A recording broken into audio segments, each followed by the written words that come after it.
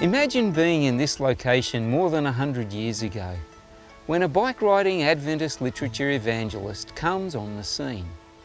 He has no idea that someday his visit to this small town would affect thousands of lives and reach around the world.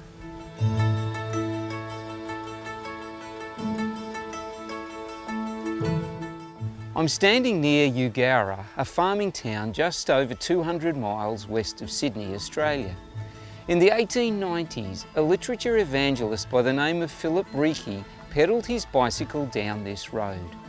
He met Thomas Kent, a farmer, who ended up buying this copy of The Great Controversy.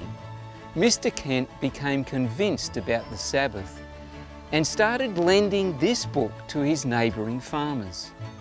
He didn't know any Sabbath keepers, but wrote to the publishers of the book, and they told him about a group meeting in Sydney. He went to visit and was baptised in the Ashfield Seventh-day Adventist Church in 1898.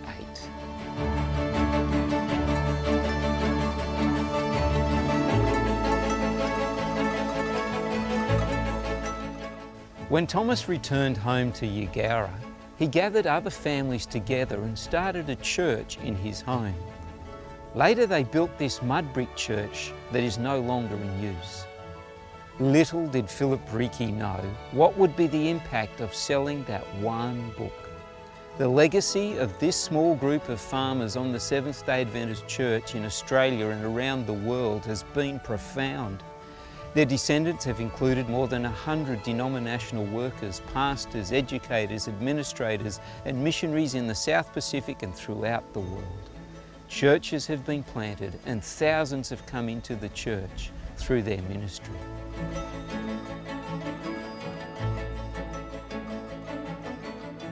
I just want to thank God that Philip Reiki, over 100 years ago, got on his bike and rode out into the middle of nowhere and shared the lovely message of Jesus with a farmer, Tom Kent. You see, that farmer was my grandfather's grandfather.